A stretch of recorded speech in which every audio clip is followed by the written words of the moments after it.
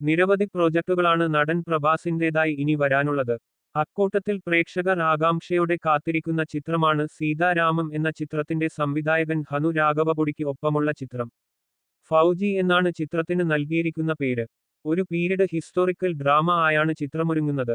അടുത്തിടെ ഒരഭിമുഖത്തിൽ ഹനു രാഘവപുടി ഫൗജിയെക്കുറിച്ചുള്ള അപ്ഡേറ്റും പങ്കുവച്ചിരുന്നു. ഇതുവരെ കാണാത്ത ദൃശ്യാനുഭവം ആയിരിക്കും ചിത്രമെന്നാണ് സംവിധായകൻ പറയുന്നത്. പ്രഭാസിനൊപ്പമുള്ള എന്റെ ചിത്രം വളരെ സർപ്രൈസ് ആയിരിക്കും. ഈ സിനിമയ്ക്ക് വേണ്ടി ഇതുവരെ കാണാത്ത ഒരു ലോകം തന്നെ ഞങ്ങൾ സൃഷ്ടിച്ചിട്ടുണ്ട്.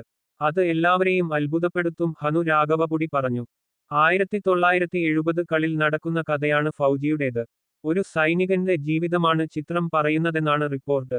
ഇമാൻവിയാണ് ചിത്രത്തിൽ നായികയായെത്തുന്നത്. നവീൻ എർണേനിയും വായ രവിശങ്കറും ചേർന്ന് ചിത്രം നിർമ്മിക്കുന്നു. മിഥുൻ ചക്രവർത്തിയും ജയപ്രദയും ചിത്രത്തിൽ പ്രധാന വേഷത്തിലെത്തുമെന്നും സ്ഥിരീകരിക്കാത്ത റിപ്പോർട്ടുകളുണ്ട്.